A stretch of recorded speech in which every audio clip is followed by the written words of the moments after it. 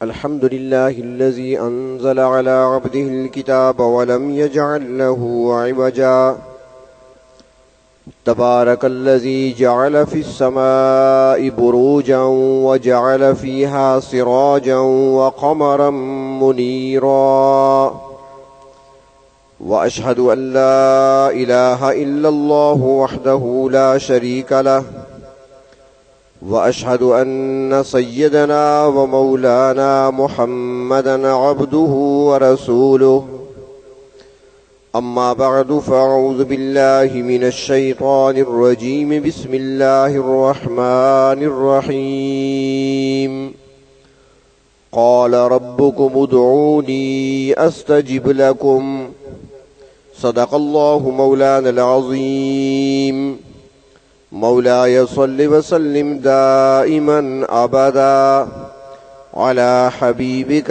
خير الخلق كلهم. قابل احترام بزرگوں اور عزیز دوستو، آپ کے سامنے قرآن حکیم کی ایک آیت کا حصہ تلاوت کیا، اور تقریباً خطبہ جمعہ میں بھی اس آیت کی تلاوت کی جاتی ہے، اسے پڑھا جاتا ہے، آپ سنتے رہتے ہیں. اس میں اللہ تبارک و تعالی ارشاد فرماتے ہیں کہ ادعونی، مجھے پکارو، مجھ سے دعا مانگو، مجھ سے سوال کرو، میں ہی تمہاری پکار کا جواب دوں گا اور میں ہی تمہاری دعاؤں کو قبول کروں گا. اب اللہ تبارک و تعالی ارشاد فرماتی ہیں کہ مجھ سے مانگو، سوال کرو. تو اب ہم اللہ تبارک و تعالی سے کیا مانگیں، یہ بھی تو ہمیں علم ہونا چاہیے کہ ہم نے اللہ سے مانگنا کیا ہے. ایک عام پڑوسی سے بندہ کوئی چیز لیتا ہے تو عام سی چیز مانگ لیتا ہے. جب کوئی بڑا آدمی دنیا کے لحاظ سے بلائے تو پھر وہاں پر انسان سوچ کر جاتا ہے کہ میں نے اس سے کیا لینا ہے. اپنے شہر کی بات کروں تو نوکری لینی ہے، اور اگر وزیر اعظم، وزیر اعلیٰ، صدر، گورنر کسی علاقے میں چلا جائے تو وہاں پر پھر میٹنگز ہوتی ہیں، مشورے ہوتے ہیں آپس میں کہ وہ آ رہے ہیں تو ہم نے کون سا مطالبہ کرنا ہے، ہم نے کون سی چیز لینی ہے، کیا لینا ہے اس سے، کیا مانگے اس سے. تو یہاں پر ہم سوچتے ہیں، مشورہ بھی کرتے ہیں، ہماری میٹنگز بھی ہوتی ہیں، لیکن اللہ تبارک و تعالی سے جب سوال کریں، مانگیں، تو وہاں نہیں سوچنا چاہیے کہ ہم کیا مانگیں یا جو منہ میں آئے بس مانگ لیا. تو اس کے لیے اللہ کے محبوب نبی اکرم صلی اللہ علیہ وسلم نے یہ مسئلہ ہمارے لیے حل فرما دیا کہ پروردگار عالم سے مانگنا ہے تو کیا مانگنا ہے.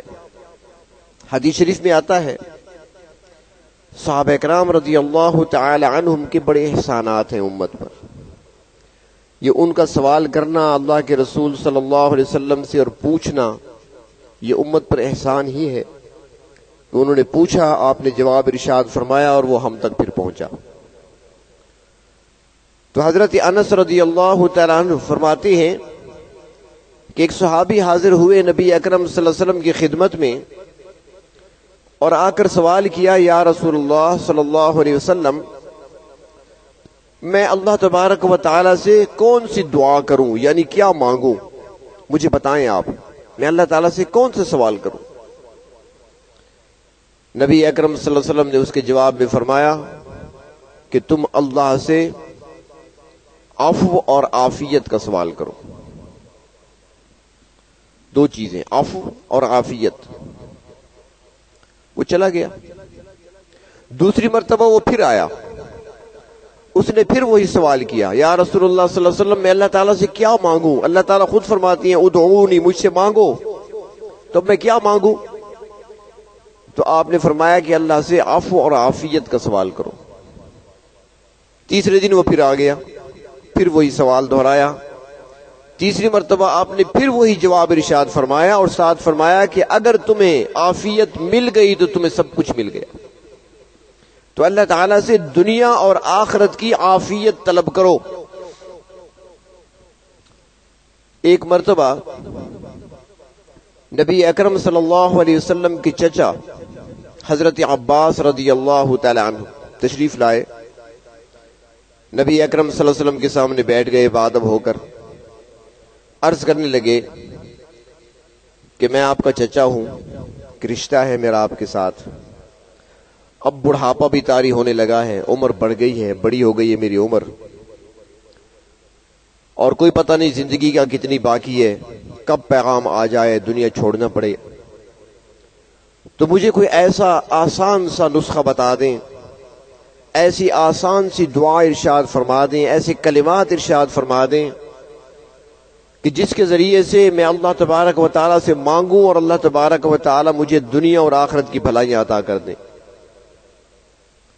تو آپ صلی اللہ علیہ وسلم نے فرمایا, چچا عباس, اگر مانگنا ہے اللہ سے تو عفو اور عافیت کا سوال کرو.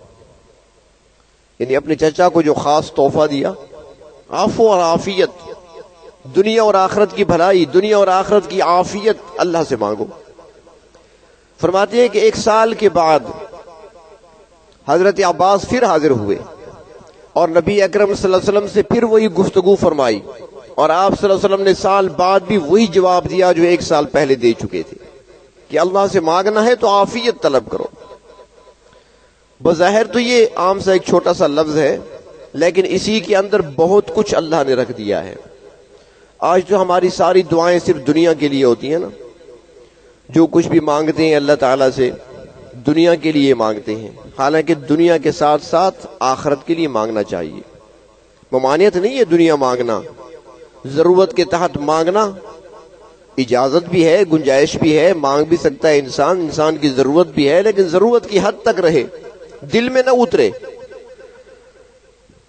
کشتی اور لانچ ہمیشہ وہی پانی پر تیرتی ہے جس کے پانی باہر باہر رہے, اور جس کے پانی اندر چلا جائے وہ ڈوب جایا کرتی ہے. تو دنیا ہماری ضرورت ہے, لیکن ہم نے کشتی کی طرح زندگی گزارنی ہے اس دنیا کے اندر, دنیا کو اندر نہیں آنے دینا. اگر وہ دل کے اندر اتر گئی تو پھر نقصانات ہی نقصانات ہیں. تو اللہ تبارک و تعالیٰ سے مانگنا, دنیا کے بارے میں بھی اللہ سے مانگیں, اللہ تعالیٰ کی نعمتیں ہیں, لیکن آخرت کی نعمتوں کو نہیں بھولنا چاہیے. اس لیے فرمایا کہ اللہ سے سوال کرو, اللہم انا نسألک العفو والعافیت فی الدنیا والآخرہ. عفو اور عافیت مانگو دنیا میں بھی اور آخرت میں بھی. یہاں پر ہم اکثر بھول جاتے ہیں, جو وظائف پڑھتے ہیں, جو تسبیحات پڑھتے ہیں, جو ذکر و اذکار کرتے ہیں, یہ سب کچھ ہونا چاہیے. اللہ سے مانگنا ہے, یہ بھی وظیفہ پڑھیں, کوئی بھی پڑھیں, لیکن نیت یہ کیا کریں کہ اللہ سے مانگنے کا ایک طریقہ ہے, مجھے کسی نے بتایا ہے, مقصود اللہ کی رضا ہونی چاہیے, اور ساتھ ہی آخرت کا سوال ضرور کرنا چاہیے. دنیا کے بارے میں تو ہم بڑے عقل مند ہو جاتے ہیں, کبھی سے بھی کہیں سے بھی نقصان ہمیں کوئی نہیں دے سکتا, کوئی دھوکہ نہیں دے سکتا دنیا کے بارے میں, لیکن آخرت کے معاملے میں بالکل سادہ بن جاتے ہیں. سارے ہمارا سب کا یہی حال ہے.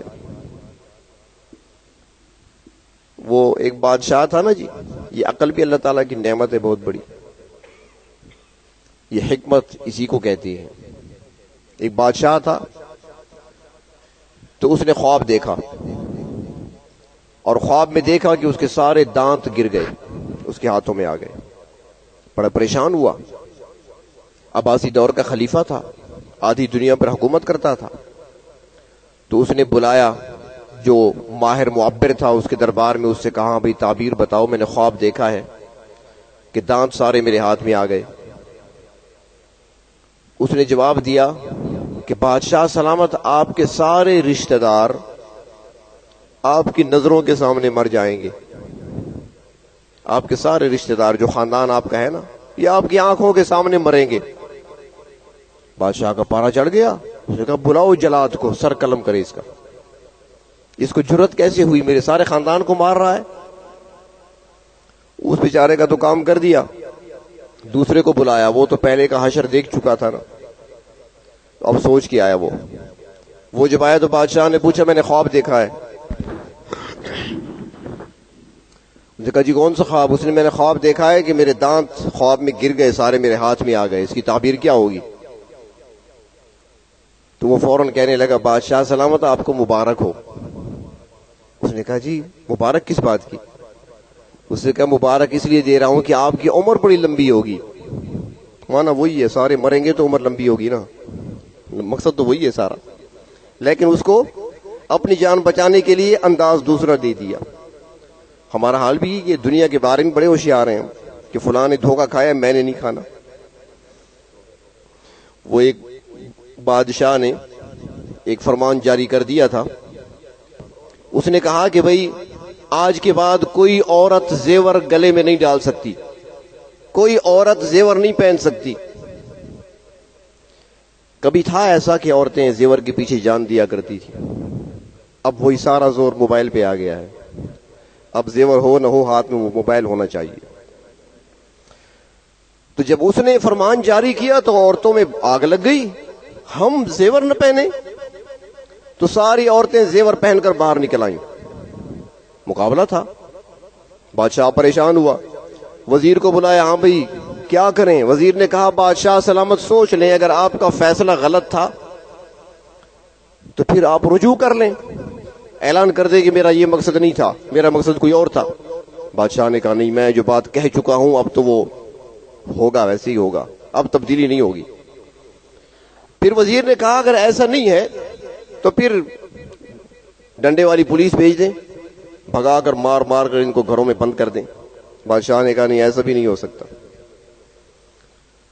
نہ مار سکتا ہوں ان کو، نہ سزا دے سکتا ہوں، نہ اپنا حکم واپس لے سکتا ہوں، درمیانی راستہ نکالو۔ اس نے کہا یہ تو عجیب بات ہے، درمیانی راستہ کیسے نکالیں؟ وزیر نے کہا جی ایک فلاں شخص ہے، بڑا عقل مند ہے، اللہ نے بڑی عقل عطا فرمائی ہے، سمجھ بوجھ عطا فرمائی ہے، ذہانت فطانت اس کو دی ہے، اگر آپ کہیں تو اس کو بلا لیں۔ بادشاہ نے کہا ٹھیک ہے بلاؤ اسے۔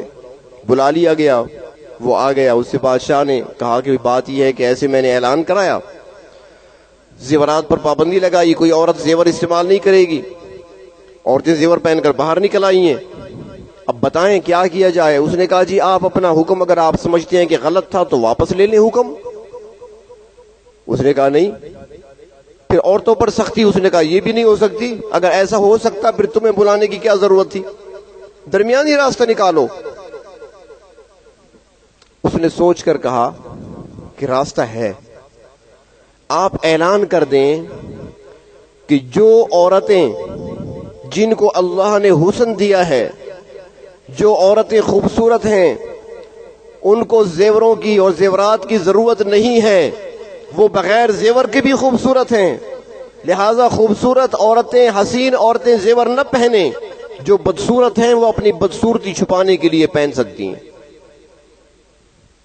اب کون سی عورت کہے گی میں بدصورت ہوں؟ جو گلے میں ڈالے گی ہار لاکٹ تو سارے کہہ دیں گے بدصورت تھی تو پہنا ہے نا، کانوں میں اگر بالیاں ڈالے گی سونے کی تو سارے کہیں گے بدصورت تھی تو اس لیے کانوں میں ڈالی ہیں ورنہ نہ ڈالتی، وہ سب نے اتار کر رکھ دی۔ تو کبھی حکمت بھی ہوا کرتی تھی، آج کل تو حکمتیں نہیں ہیں، کچھ بھی نہیں ہے، عقل کا استعمال ہی نہیں ہے۔ میری بات کو جس طرف بھی آپ لے جائیں تشریح خود کر سکتی ہیں۔ تو بہر طور میں عرض یہ کر رہا تھا کہ نبی اکرم صلی اللہ علیہ وسلم نے اللہ سے مانگنے کے لیے دعا کے الفاظ بھی سکھا دیے، کلمات بھی سکھا دیے کہ اللہ سے کیا مانگنا ہے اور کس طریقے سے اللہ سے مانگنا ہے۔ تم نے فرمایا کہ سب سے بڑی چیز وہ عافیت ہے۔ حضرت ابوبکر صدیق رضی اللہ تعالی عنہ نبی اکرم صلی اللہ علیہ وسلم کی وفات کے بعد جب حضرت ابوبکر صدیق تشریف لائے، چونکہ آپ اس وقت مکہ مدینہ منورہ سے مسجد نبوی سے 1 میل کے فاصلے پر تھے، سخ کا مقام تھا، وہاں پر آپ نے نکاح کیا ہوا تھا، وہاں مکان تھا، وہیں رہائش اختیار کی ہوئی تھی۔ آپ کو وہیں پر اطلاع ملی آپ صلی اللہ علیہ وسلم کی وفات کی، صبح ملاقات کر کے گئے تھے نماز کے بعد۔ جب اطلاع ملی تو وہاں سے تیزی سے آئے، جو ہی آئے گھر میں تشریف لائے، نبی اکرم صلی اللہ علیہ وسلم کے چہرے انور سے کپڑا ہٹایا، آپ کو بوسہ دیا، اور اس کے بعد مسجد تشریف لائے، عمر کو دیکھا تلوار ہاتھ میں ہے، آنکھیں سرخ ہیں، اور پکار کر کہہ رہے ہیں لوگوں کسی سے میں نے سن لیا کہ کسی نے کہہ دیا کہ اللہ کے رسول کی وفات ہو گئی تو میں سر قلم کر دوں گا۔ اللہ کے نبی ابھی اٹھ کر آئیں گے، فیصلے فرمائیں گے، جلال میں ہے فاروق اعظم۔ حضرت ابو بکر نے پکڑا عمر کو، فرمایا علی رسلک کا، ٹھہر جا۔ سارا مجمع بیٹھا ہے، ہر طرف سسکیوں کی آوازیں ہیں، پورا مدینہ سوگوار ہے۔ صدیق اکبر منبر پہ آتے ہیں اور سب سے پہلا خطبہ ارشاد فرماتے ہیں، اللہ تبارک و تعالیٰ کی حمد و ثنا بیان کرتے ہیں اور اعلان کرتے ہیں اسی کے اندر کہ لوگوں سن لو کہ جو عبادت کرتا تھا محمد کی صلی اللہ علیہ وسلم تو سن لے وہ کہ محمد صلی اللہ علیہ وسلم وفات پا چکے، اور جو عبادت اللہ کی کرتا تھا تو وہ ذات ہے کہ حی لا یموت، وہ ہمیشہ زندہ ہے، اس پر موت نہیں آئے گی۔ اور اس کے بعد قرآن کریم کی مختلف آیات پڑھی صدیق اکبر رضی اللہ تعالی عنہ نے، تو صحابہ کرام دھارے مار کر رونے لگے، سمجھ گئے کہ اب بات یقینی ہو گئی ہے۔ تو اس موقع پر حضرت ابو بکر صدیق رضی اللہ تعالی عنہ نے اس پہلے خطبے میں جو الفاظ استعمال فرمائے اس کے اندر یہ جملہ بھی تھا کہ لوگوں ایمان کے بعد اگر کوئی قیمتی چیز ہے، ایمان کے بعد اگر کوئی اللہ کی بڑی نعمت ہے تو وہ عافیت ہے جس کو مل جائے۔ عافیت بظاہر چھوٹا سا لفظ ہے، لیکن عافیت کو ایمان کے بعد کا درجہ دیا گیا۔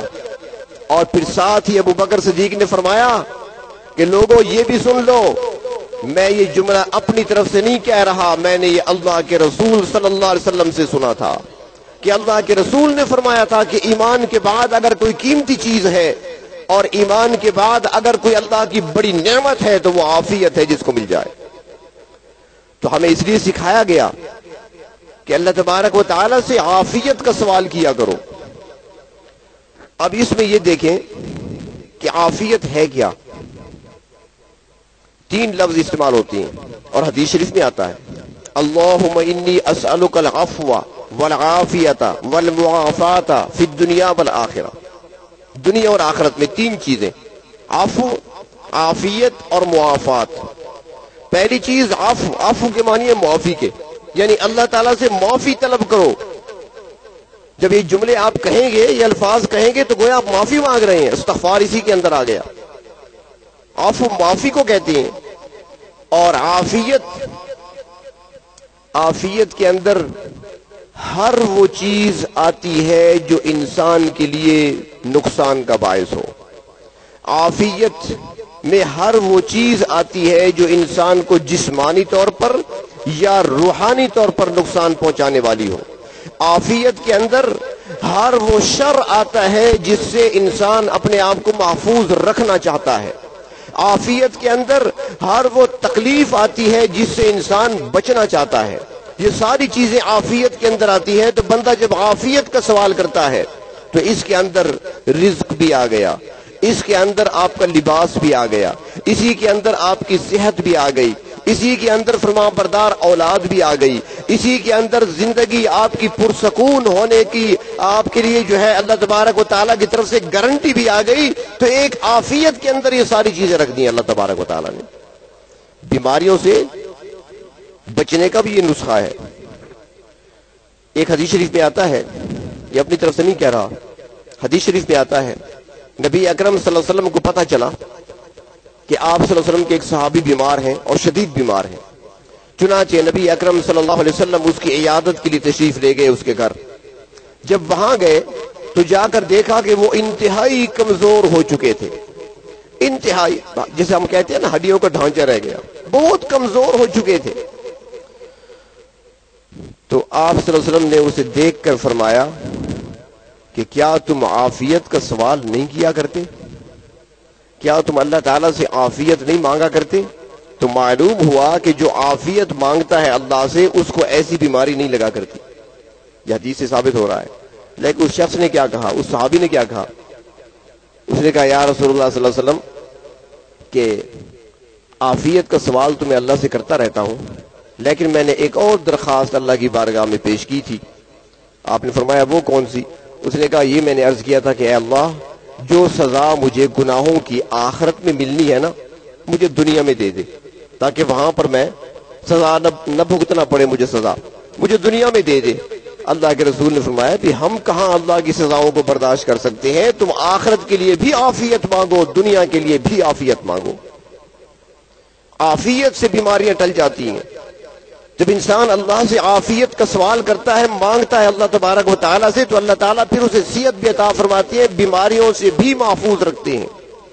ایک اور حدیث شریف میں آتا ہے، نبی اکرم صلی اللہ علیہ وسلم کہیں تشریف لے جا رہے تھے، راستے میں کچھ مصیبت زدہ لوگوں کو دیکھا جو مصیبت میں گرفتار تھے، تو آپ نے گزرتے ہوئے فرمایا کہ کیا یہ لوگ اللہ تعالیٰ سے عافیت کا سوال نہیں کرتے؟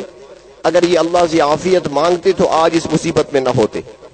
تو مصائب، پریشانی اور مشکلات سے بچانے اور بچنے کا نسخہ ہے جو اللہ کے رسول صلی اللہ علیہ وسلم نے امت کو عطا فرمایا، اور آسان سا چھوٹا سا جملہ، اللہم انی اسألک العفو والعافیہ فی الدنیا والآخرہ، دنیا کے اندر بھی عافیت، آخرت کے اندر بھی عافیت۔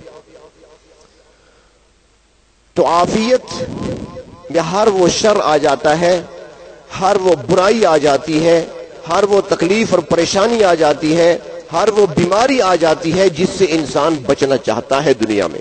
جس نے عافیت طلب کر لی تو اللہ تعالیٰ اس کو ہر اس شر سے، بیماری سے بچا لیتے ہیں۔ بلکہ بعض علماء نے یہ بھی لکھا ہے کہ عافیت میں ہر وہ چیز آ جاتی ہے جس کو انسان ناپسند کرتا ہے، اس سے بھی اللہ تعالیٰ بچا لیتے ہیں۔ اور تیسرا لفظ جو ہے وہ ہے معافات۔ عفو کے معنی معافی، عافیت میں نے عرض کر دیا۔ اور معافات کیا ہے؟ فرمایا کہ معافات کا مطلب یہ ہے کہ بندہ سوال کرتا ہے کہ اے اللہ، میرے شر سے، ہر انسان کے اندر خیر بھی ہے، شر بھی ہے، ہر انسان کے اندر پایا جاتا ہے، غصے والی قوت بھی ہے، رحم والی قوت بھی ہے ہر انسان کے اندر، ہر انسان کے اندر اچھائی بھی ہے، برائی بھی ہے، ہر انسان کے ساتھ فرشتہ بھی ہے اور ساتھ شیطان بھی ہے لگا ہوا، تو ہر انسان کے اندر یہ چیزیں پائی جاتی ہیں۔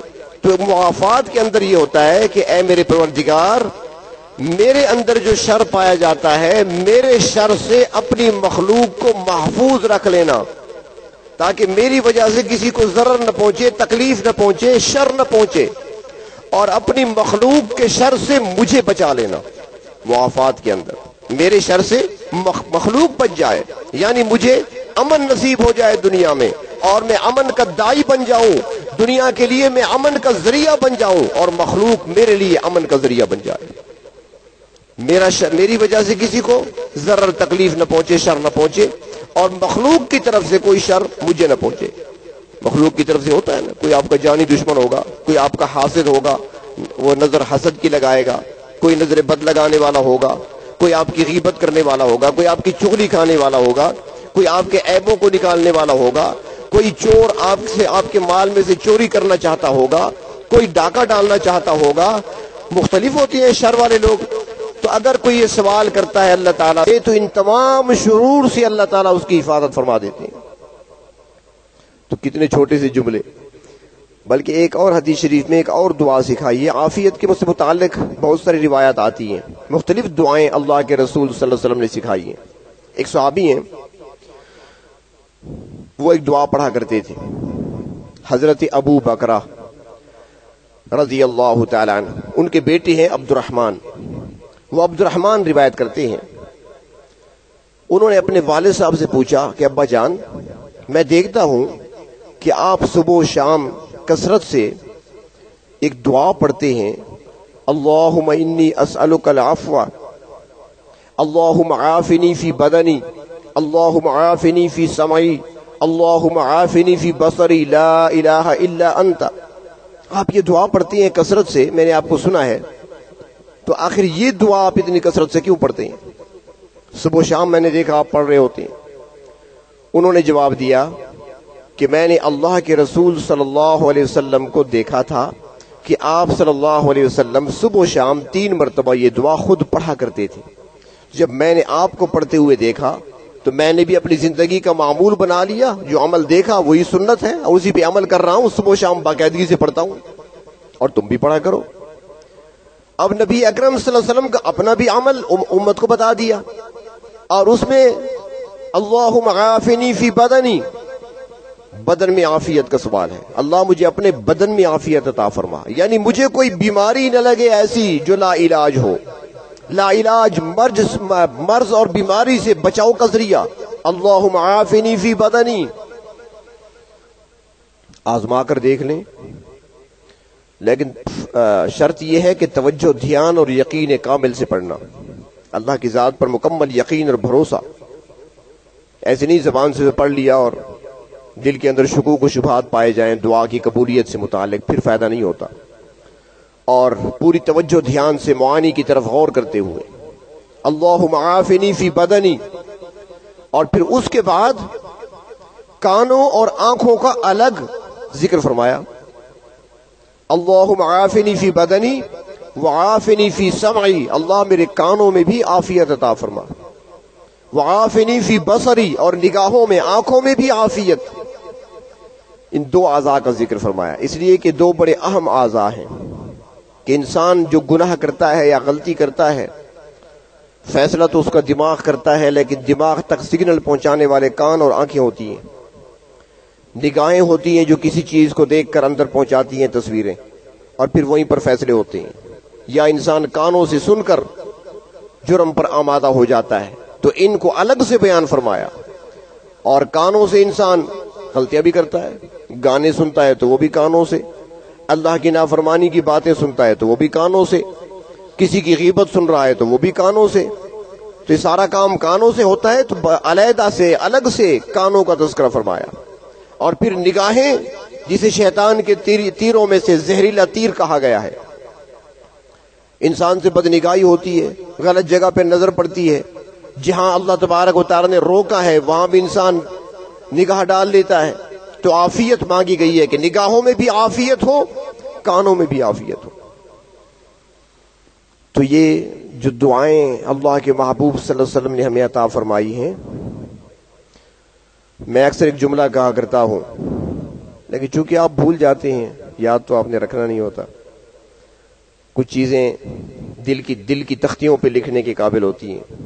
میں اکثر کہا کرتا ہوں کہ نبی اکرم صلی اللہ علیہ وسلم کے بہت احسانات ہیں، امت پر بہت احسانات ہیں جنہیں میں شمار بھی نہیں کر سکتے. لیکن جو بڑے احسانات ہیں، ان بڑے احسانات میں سے ایک بڑا احسان یہ بھی ہے کہ اللہ کے محبوب صلی اللہ علیہ وسلم نے اپنی امت کا رشتہ خالق کے ساتھ دعاؤں کے ذریعے سے جوڑا ہے. یہ ایک اہم اور بڑا آپ صلی اللہ علیہ وسلم کا کارنامہ سمجھ لیں یا احسان سمجھ لیں. گھر سے نکلتے ہوئے دعا ہے، داخل ہوتے ہوئے دعا ہے، مسجد میں داخلے کی دعا، نکلنے کی دعا، بیت الخلاء میں جانے کی دعا، نکلنے کی دعا، کھانا کھانے کی دعا، کھانے کے بعد کی دعا، درمیان کی دعا، پانی پینے کی دعا. ہر موقع پر دعائیں سکھائیے تاکہ میری ہر امتی کا ہر وقت تعلق اپنے خالق کے ساتھ جڑا رہے، تاکہ یہ کنیکشن کبھی ٹوٹے نہیں، یہ تعلق کبھی ٹوٹے نہیں، اور یہ مسلسل اپنے رب کے ساتھ رابطے میں رہے دعاؤں کے ذریعے سے. بہت بڑا احسان ہے. کسی اور امت میں آپ کو یہ چیزیں نہیں ملیں گی جو اس امت کو نبی اکرم صلی اللہ علیہ وسلم نے عطا فرمائی ہیں. تو اب ان دعاؤں کو ہمیں چاہیے کہ ہر وقت پڑھیں. اور پھر ایک موقع پر نبی اکرم صلی اللہ علیہ وسلم نے ارشاد فرمایا، کچھ موقع ایسے ہوتے ہیں نا جو دعاؤں کی قبولیت کے مواقع ہوتی ہیں. کچھ جگہیں ایسی ہیں جہاں دعائیں قبول ہوتی ہیں. حجر اسود ہے، ملتزم ہے، یا حرم کے اندر چلے جائیں تو وہاں مطاف ہے، بیت اللہ کے ساتھ دعا قبول ہوتی ہے، اس کے سائے میں دعا قبول ہوتی ہے. اس طرح جہاں پر سعی کی جاتی ہے وہاں پر دعا قبول ہوتی ہے. حاجیوں کی دعائیں عرفات میں قبول ہوتی ہیں، مینا مزدلفہ میں قبول ہوتی ہیں. مقامات ہیں.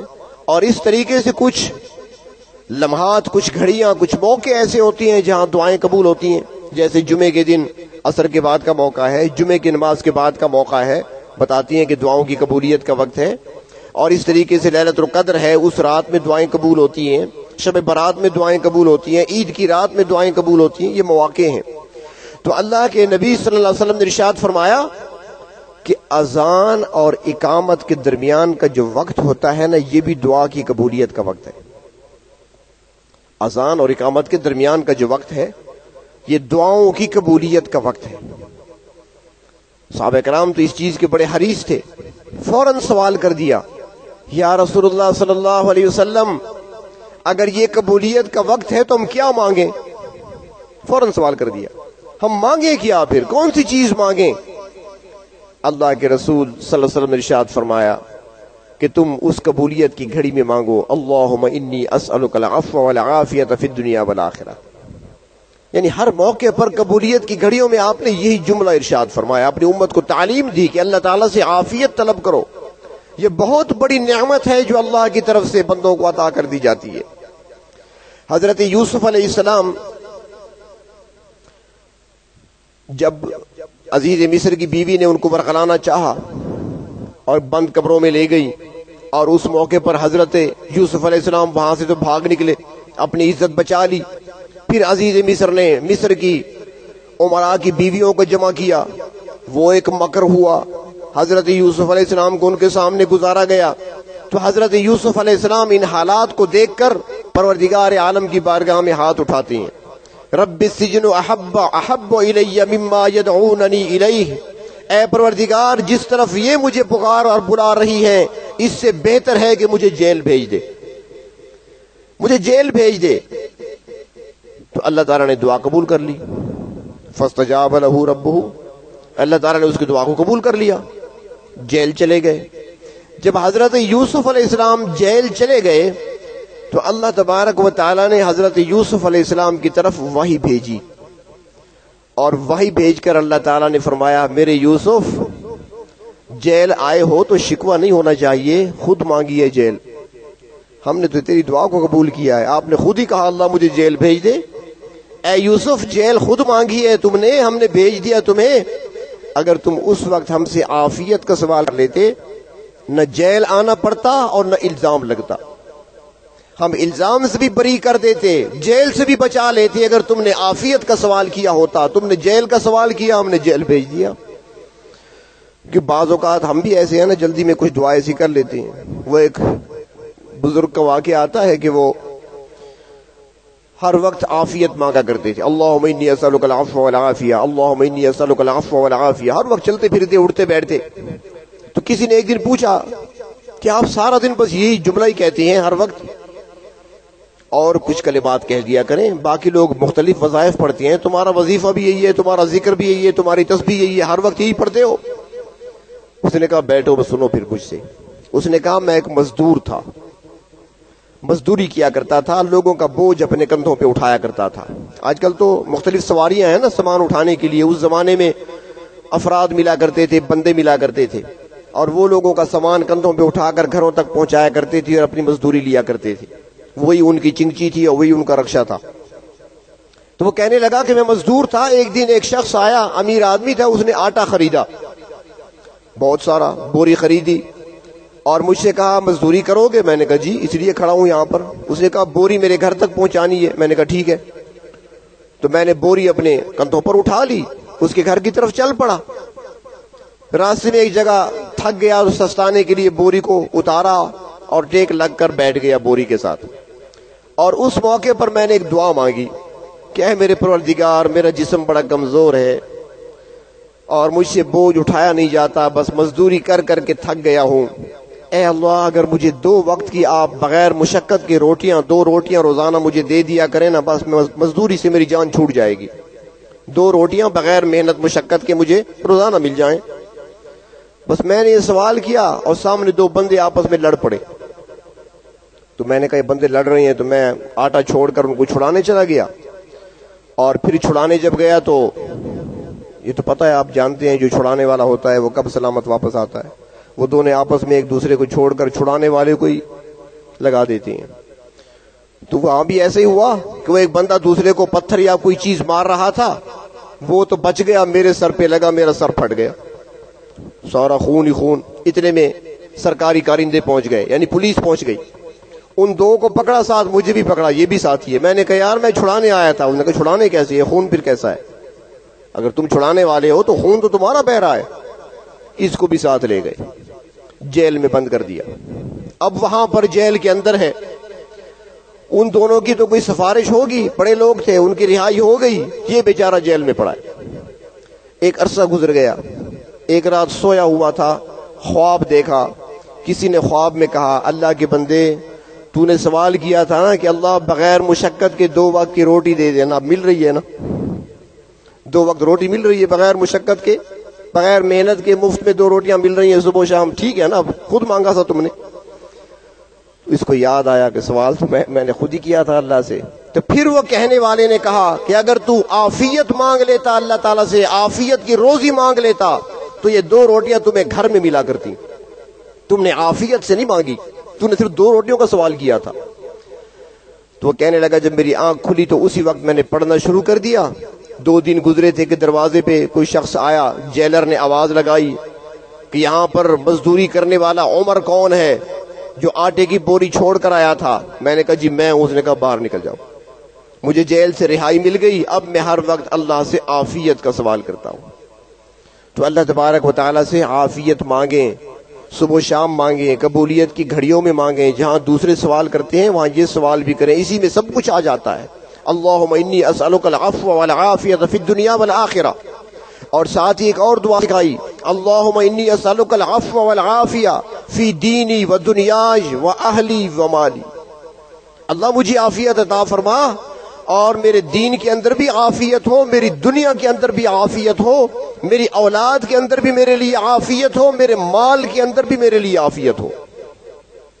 اور جب گھر سے نکلتے ہیں جہاں ہم مسنون دعائیں پڑھتے ہیں تو وہاں پر مسنون دعا پڑھنے کے بعد گھر سے نکلنے والی دعا وہ پڑھنے کے بعد 1 بار یا 3 بار یہ بھی پڑھ لیا کریں، اللہم انی اسألک العفو والعافیۃ والمعافاۃ فی الدنیا والآخرہ۔